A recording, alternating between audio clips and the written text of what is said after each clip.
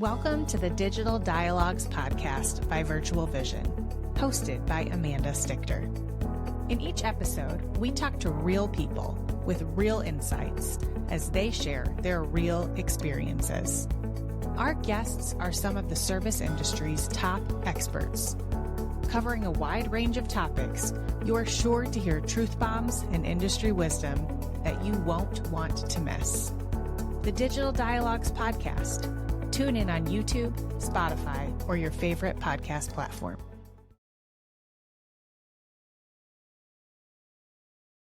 Well, hello, everyone, and thank you so much for joining us today for another episode of the Digital Dialogues podcast brought to you by Virtual Vision. I'm your host, Amanda Stichter, and I am so excited to be back today with another episode of Valuable Conversation. Our Digital Dialogue podcast was designed to facilitate casual but valuable conversation with some of the industry's top experts. And in each episode, we bring you real people with real insights, sharing their real experiences in a way that can benefit other professionals in the service-based and restoration industry. Whether you're a seasoned veteran or just starting out, our conversations will cover a wide variety of topics, from digital marketing and technology trends to business strategies and customer service. So if you have been in the restoration industry really for like any length of time, you know that one of the most well-known and important associations of the industry is the Restoration Industry Association, otherwise known as the RIA. And today I am so excited to be joined by the CEO of the RIA, Kristy Cohen. Kristi, thank you so much for joining me. Absolutely. Thank you so much, Amanda, for having me. Very excited to be with you today. Could you just start by introducing yourself to our listeners? Maybe tell us, how many years have you been in the industry? How did you get connected in the RIA and in that role? And then here's my fun fact from you. How do you take your coffee? Okay. All right. Very good. Well, again, thank you so much for the opportunity to be here. I've actually been in the nonprofit and association management industry for over 20 years now. Wow. I started when I was a baby, but and I've been the CEO of RIA since early 2020.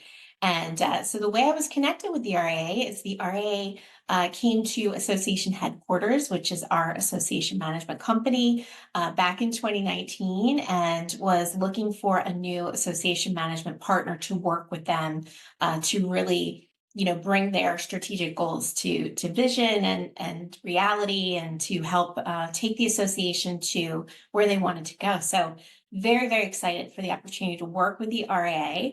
And regarding my coffee, I'm definitely an avid coffee drinker. I would say, if it was a sport, I would be a champion. But I'm a simple person with that. Just some cream and stevia, keep it simple. But yeah, absolutely love my coffee. It is a critical part of my day. For my day as well, hence I have 2 coffee makers behind me, because what if I can't decide what type of coffee I want for the day? Exactly. Understood. Well, thank you for sharing your story. So obviously you are here representing the Restoration Industry Association, aka RIA. So the RIA, for our listeners who are not familiar, is the oldest and the largest nonprofit professional trade association that's dedicated to providing leadership and promoting best practices through advocacy, standards, and professional qualification for the restoration industry. So, okay, Kristi, you kind of just told us a little bit about how you got in it, and I pulled what I know is who you are off your website. But give me your elevator pitch. Who, in a nutshell, who and what is the RIA? Absolutely. So listen, it is no secret or surprise to anyone watching this podcast that working in restoration, running a restoration business is just not easy. And so that's really where the RIA comes in. We are essentially an advocate and a support system for restorers and the restoration industry at large. And so really what we do for restorers is the following. We listen to the challenges that they face and we advocate on their behalf. Mhm. We connect them to a community of industry peers to share knowledge and build their network. We offer education and best practices to support their professional development. And then we create opportunities for them to hone their leadership skills, give back to the industry through volunteering with our organization. And I think one of the most important things that we do is we unite the industry to take on the most important issues and challenges that no one restorer can tackle alone. So that's Mm. really what we do for restorers and for the industry. That's amazing because truly, I mean, the restoration industry in and of itself is a very unique industry. And Yes.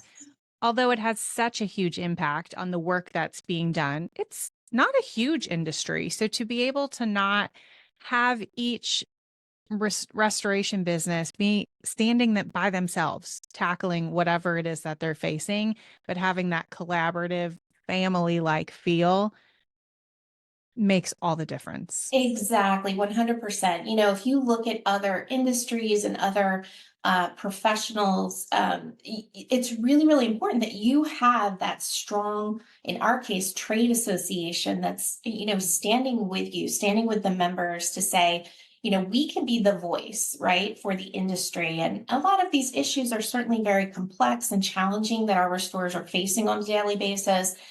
So it's very important that we are in that role and helping to unite the industry, bringing everyone together around these issues. It just makes our industry stronger and it helps us really protect the best interests of restorers and that larger industry. So I think it's a really important role, and we're very excited to be playing that role to support restorers. Absolutely. And I know as we like dive into our conversation, we'll talk a little bit more about what restorers are facing and what that looks like specifically for how you guys, are able to step in and really bring everyone together. So, Yes. as you kind of explained in your elevator pitch, there are three like primary facets to who the RIA is: education, ad I'm probably going to say this wrong. I was going to say advocation, but that's clearly not a word. Advocacy and then elevation. Right. So I want to just take a little bit of time to, really look at those and apply that into a really practical situation for our listeners, because I think often it's easy to have high level conversations that speak to the various like parts of the restoration industry, but how does that actually apply to a restorer on the field every single day? Yes, absolutely. So those are kind of our three main areas of focus, our three main pillars with our mission and our strategic plan. And so, in terms of education, what it really means with what we offer and how it can impact our members and restorers, we offer online learning, live in person training, and online resources that are essentially going to help our members and our restorers in a few different ways. The first, of course, is enhancing their technical knowledge. So, in partnership with the IICRC, we offer designations in water restoration, fire restoration, contents restoration, and environmental risk assessment that's going to give restorers the opportunity to continue to develop their advanced technical knowledge and Hmm. continue along that career progression and that pathway. And so those designation courses are really, really important. They offer a lot of advanced technical knowledge that's really preparing folks and giving them that opportunity to continue to grow in their profession. And then Hmm. we're also excited that we're going to be launching a new revised certified restorer designation program. And what's really unique and exciting about it is that it's going to focus on things like leadership, management, ethics. If you're called upon to provide expert witness testimony, those Mm. kinds of skills, right? So you've built your technical base through the water, fire, environmental contents programs. And Hmm. now you can take the certified restorer designation, which is going to help continue to elevate you, help prepare you for, those higher level positions within your company, running a restoration business and dealing with all of the complexities that come with that in the way of the insurance claims process. So we're very Sure. excited that we're going to be rolling that out in 2024.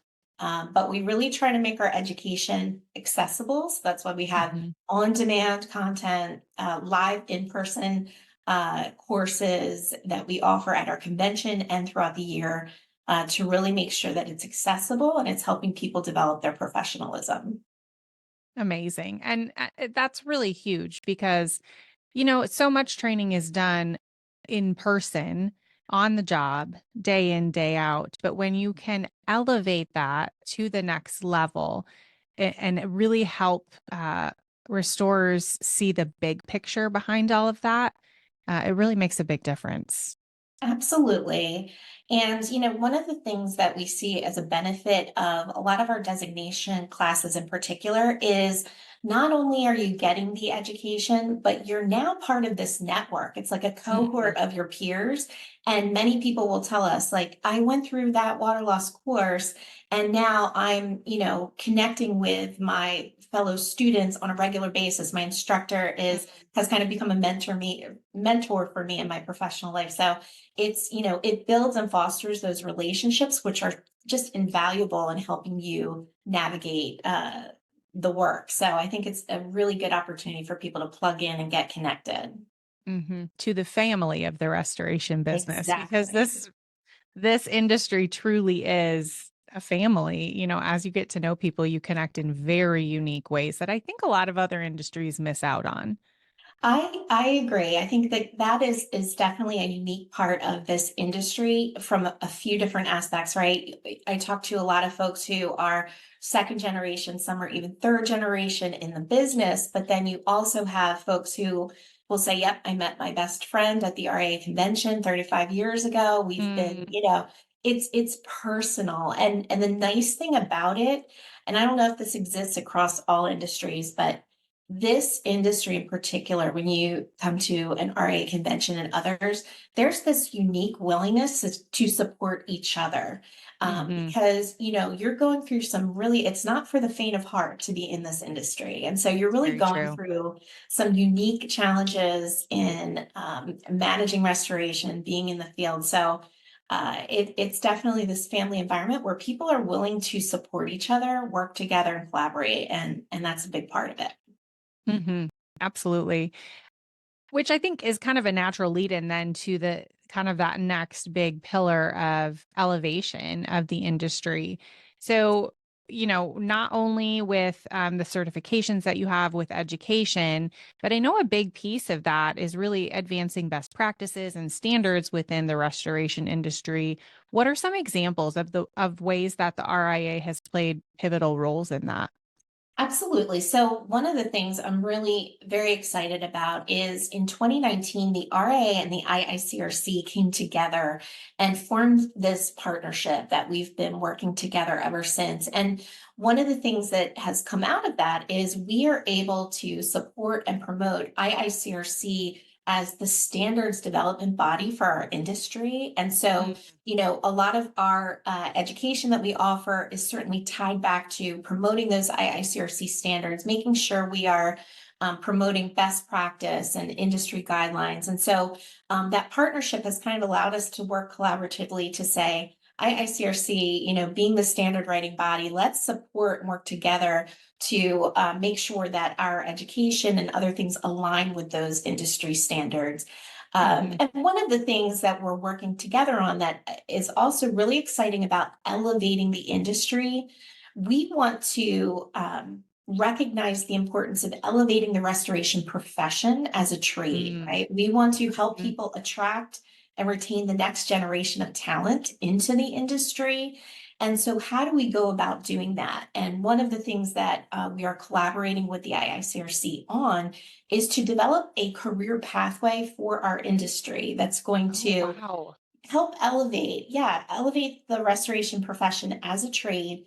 It Mhm. creates professional development pathways for restoration companies to attract and retain talent, right? So laying out a pathway within water loss, within fire, et cetera, so Mhm. that you're creating a clear pathway within your own company to be able to make sure that your folks are getting the professional development to help Mhm. them move along in their own career, and just elevating the professionalism that goes into being in the restoration industry from an awareness, right, of Sure. others.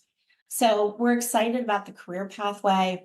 We're also working to expand. We offer scholarship opportunities for restorers who want to pursue our advanced designations through our Pete Consigli Scholarship Fund. And so we're working to expand those scholarships so that we can make the designation courses more accessible to Mhm. restorers, and just, really highlight and profile the professionalism, the technical knowledge, and the experience that goes into this industry. And so Mhm. we think those are two important ways that we can help to elevate. Absolutely. So then really that, final piece is the advocacy.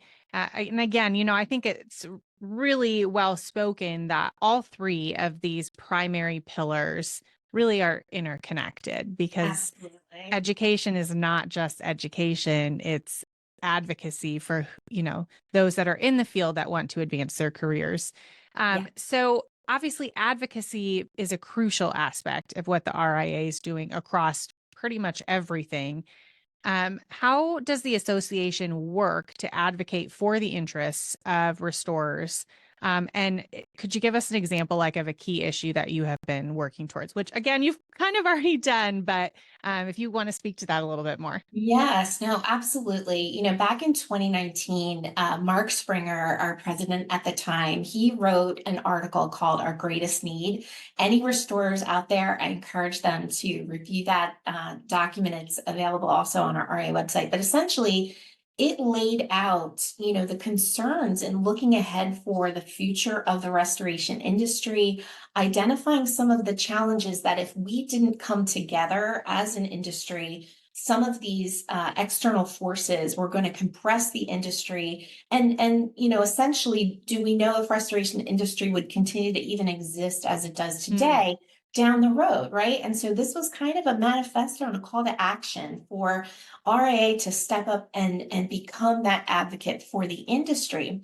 So as part of that, we established what's called the AGA. It's our Advocacy and Government Affairs Committee, and we have a blueprint that we use for how we essentially identify common issues that restorers are facing. We prioritize those issues based on the feedback that we've received. And then we develop strategies working with our advocate. So we have Ed Cross has been working as a restoration advocate with RAA, and we develop strategies that then tackle those particular issues. So mhm, for example, some of the things that we've really been working on are issues related to independent pricing, challenges with pricing platforms, mhm, getting pushback when you're trying to deviate from a pricing platform model when you're mhm. doing your work. Challenges related to third-party administrator requirements, TPA requirements, and programs that restorers have been facing. Issues related to adjusters attempting to dictate restoration charges or Mm, denial of charges because it's a cost of doing business, right? So right. those are some of the real world daily experiences that restorers are facing. And those have been the areas where we've been focusing a lot of our advocacy. So we've developed some industry peer reviewed position statements that we have available for restorers to use when they encounter those challenges. These Mm, are peer reviewed, a unified statement, right, on the issue so that they can use those in their day to day negotiation and conversations with these third parties. We've developed a TPA scorecard. So it's kind of like a Yelp review where contractors can rate TPAs based on their sure. experience and challenges that they've had. So providing this type of information, resources, and then having conversations with TPAs on how can we reduce some of the friction, providing them with feedback from Mhm, restorers directly to say, what can we do to improve that relationship? So those are a mhm. few examples of what we've been working on. And we've also started monitoring legislation, right? Every industry needs to have that strong trade association that is looking out across right now, focusing on all 50 states in the US and looking at what bills are coming along, how they're going to potentially impact restorers and their business, and then being proactive in pulling together resources and efforts to address those legislative issues as well. It sounds like an understatement, but those are really high level things. And I think if a restorer who's obviously the one experiencing this problem in what they're doing, it would feel like, you're trying to navigate something in complete, pitch black. You have no light ahead. But to have, I mean, in essence, then the RIA is like the flashlight that guides the way for them to know exactly where they're going.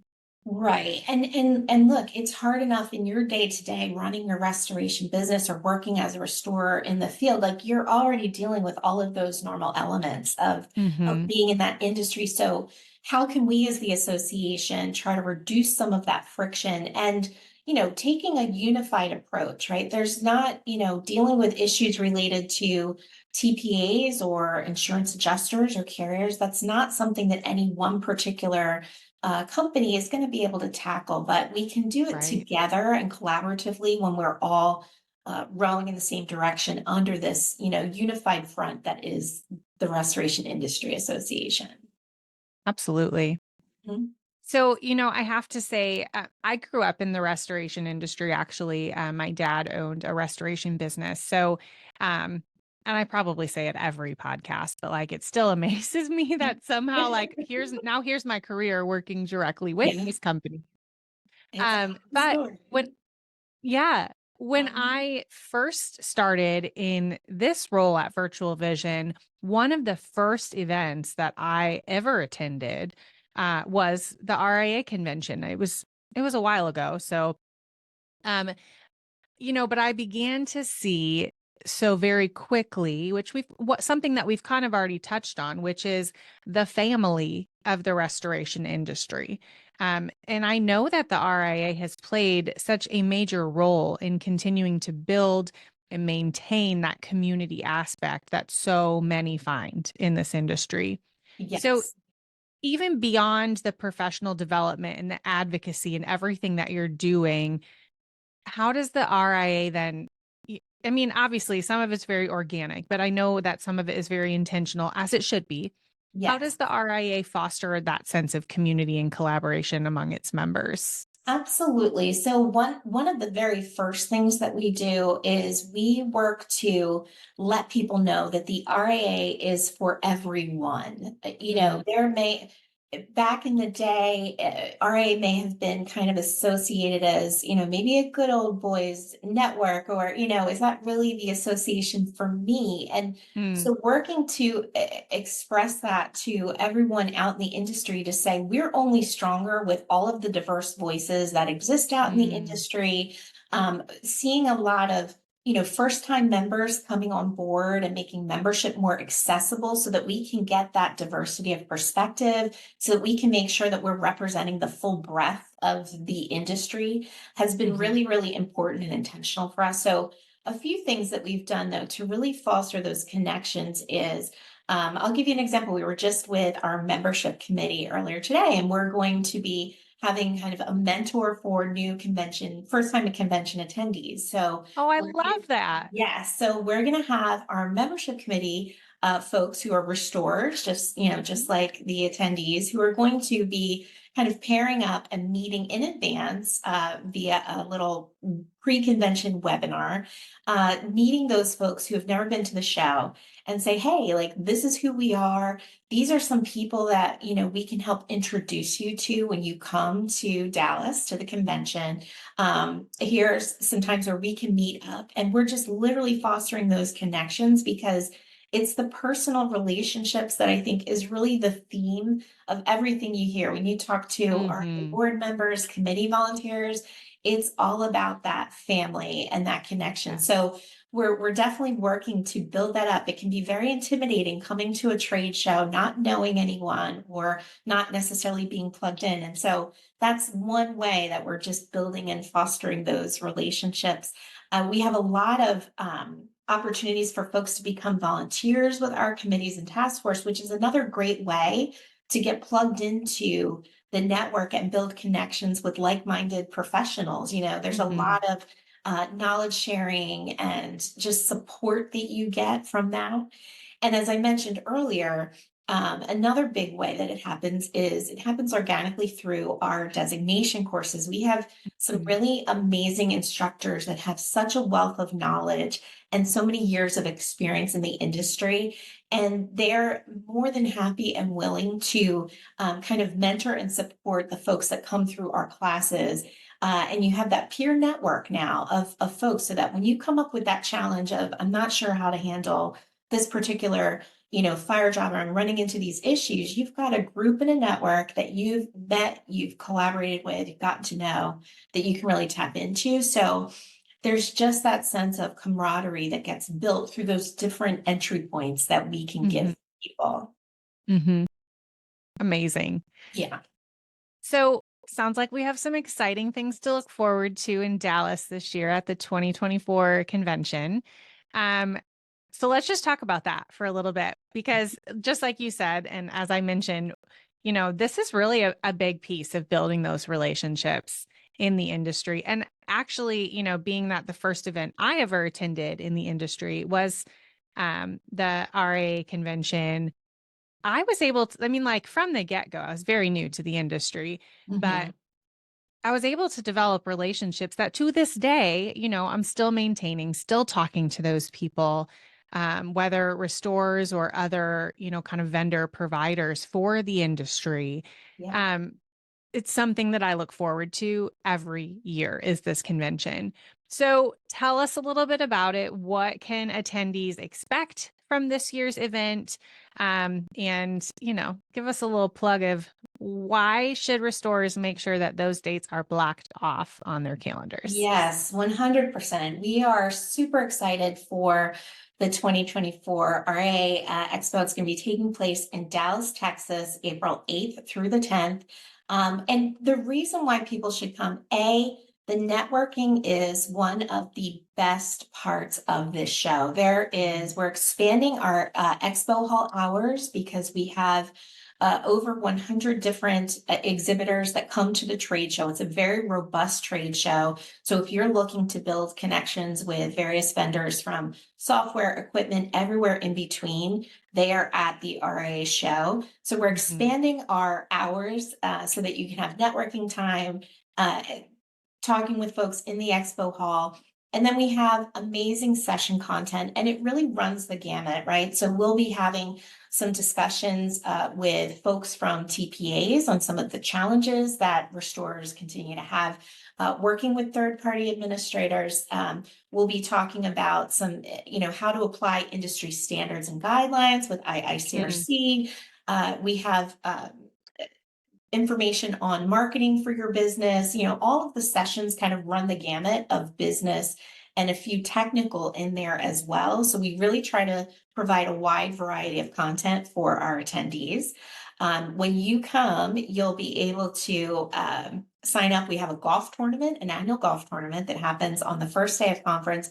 And something really interesting is there will be a solar eclipse in Dallas that Monday. So we're going to play into that and do a few little fun things around the solar eclipse for folks. But so we offer pre-conference education. If you want to learn more from Ed Cross and Restoration Crosscheck, we'll be doing some sessions. We have our project management course that's really designed for project management specific to restoration. We have an excellent building science and construction course that we offer. Xactimate training. So if you're looking to sharpen up your skills and become a certified Xactimate participant in that course is available as well. So we have pre-con education, lots of networking, and then some really excellent sessions that I think folks are going to come walking away with takeaways that you can use in your business, and just new friends and connections that you can tap into both professionally and personally. So it's definitely the show to be at if you are in the restoration industry, for sure. I would agree 100%. Yes. So looking into the future, the industry has changed so much over the past several years, and we know that big advances and trends are coming. So, what are some of those that you see, or even if you just want to highlight one, and how is the RIA preparing its members for some of these changes? So I think, there's definitely so much change. We've had a lot of, merger and acquisition activity within the industry. We've got Mhm. so many technology innovations and challenges at the same time that are Mhm. impacting restorers and navigating all of that, but also just this trend of, folks retiring from the industry and how we're recruiting that next gen and really elevating the industry as a career and a trade. I think those are some of the things that we're, really going to be looking at into the future is, how can we, help restorers navigate some of those technology issues. We just had in the fall, our fall virtual technical training event where we really dug into technology, right? And all of the different Mhm. solutions that we have. So we're looking at putting together a technology task force to look at some of those issues and say, where are some of the needs? How can we work with helping to prepare restorers for dealing with the technology and what's coming down the line with, artificial intelligence? It's already here. So Mhm. how will it be Mhm. impacting your business and how can you best prepare? And again, the career pathway, and focusing on how can we utilize that to elevate the trade, attract folks into restoration, and really kind of help prepare that next generation coming along so that folks are able to hire and retain the talent they need. Is Mhm. going to be another important part of what we're going to be focusing on. In addition to the advocacy, we are looking to hire a lobbyist for our industry and really start Mm. digging in on some of the friction that we're seeing in the insurance claims process, related Sure. to conversations with insurance adjusters or carriers in the appropriate way to try to move the needle on some of those issues and challenges as well. So a lot that's happening, and but it's also a very, very exciting time. And for us, membership growth is a huge component of our success, right? So we really are encouraging restorers to engage with the RA, become part of the association because your voice needs to be heard. We want as many folks at the table as we, Mhm. carve that pathway forward and look at how we can continue to unite the industry. So yeah, we really just want to continue to grow membership and get folks working together. We're all unified in the same direction. Absolutely. So, I mean, really, we've talked this entire time really about some really practical ways that the RIA works with restorers. I kind of want to ask a personal question of you. Can you share like a success story or achievement or a moment of your time at the RIA that you're particularly proud of or that you just like love the foundational story of? I will tell you, what's really interesting is I officially started with the RA in January of 2020. And so Not a challenging time at all. easy peasy, right? So we were just, at the final stages of having our convention in New Mhm. Orleans. We were planning to do a big launch around AGA at that time. We had just started working with the RIA in terms of association headquarters, and then there was COVID. And there were a lot of sleepless nights. It's a I'm big sure. hit for an association that's, relies heavily on a trade show to, Mhm. generate revenue, bring folks together, keep them excited about what we're doing. And so when we had to pivot during COVID, it was one of the worst times personally ever in my professional career because Sure. I was nervous for the future of the association. That was brand new under my watch, Mhm. but it was also one of the best times, quite frankly, because we came together, the RA board. Mark Springer was our president at the time, Katie Smith, all of the other board members and the volunteers, the instructors, everyone who was part of RA. We rallied together like I've never seen before. And it was tremendous, the leadership and the vision for how we were able to navigate. We pivoted to Mm-hmm. a virtual show that was very, very successful. It was getting people excited. We partnered with IICRC and other associations about making sure that restorers were seen as essential personnel and could get to work every Mm-hmm. day. Like, it brought us together in such a way that I look back on it now and I'm like, this was actually, for me, it was in some ways a blessing to go through that fire with this group of people and come out stronger, unified, strategic purpose.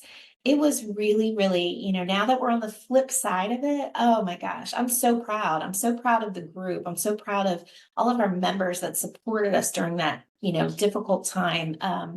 That to me was just such a story of success and really bringing everyone together to just commit to getting us through that and Mm-hmm. coming out stronger. So I'm very, very proud of everyone. And in that moment, where it could have gone either way, right? We came out stronger.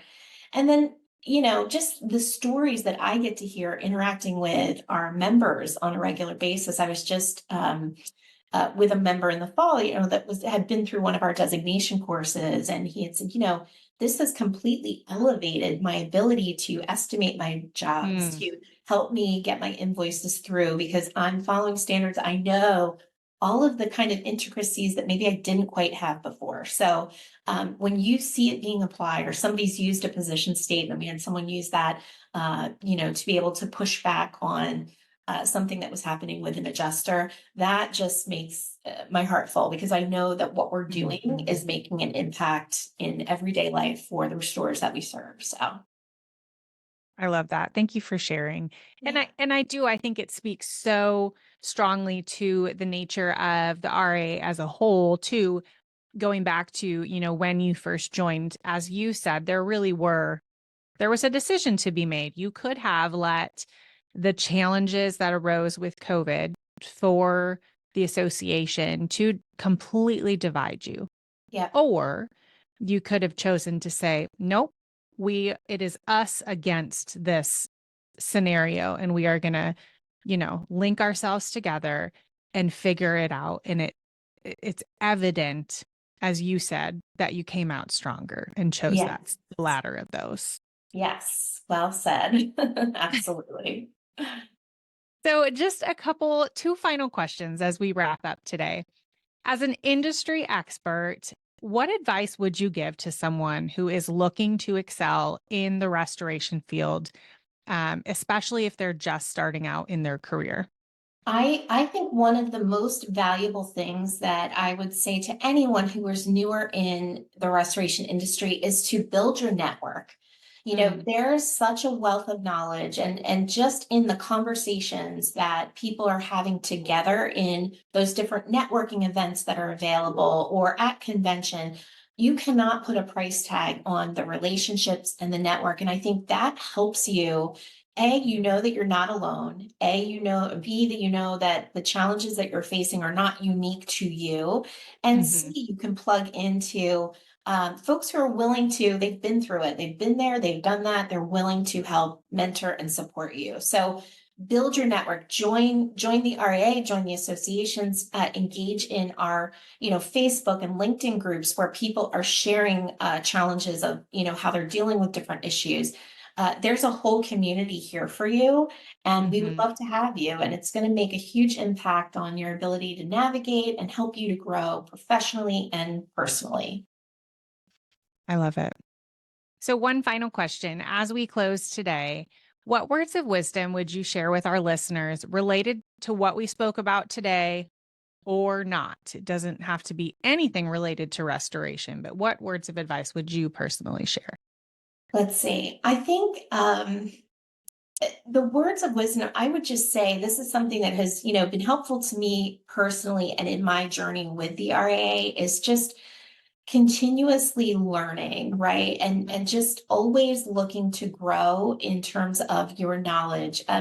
I've been very fortunate to work with a lot of leaders who have taught me so much in terms of how to be, better at the business, how to be better at, navigating the challenges that the association is facing, how to Mm. continue to show and demonstrate leadership, right? So, always being willing and open and pursuing education and knowledge and knowing that, there are others that can help. Be vulnerable, right? And be willing to um, learn from your fellow professionals who have so much that they can share and impart and a lot of wisdom. So I think if you just look at yourself as a perpetual learner, and Mm. really pursue that, it's going to keep you engaged. It's going to keep you at the top of your game, and you're always going to be having opportunities to grow.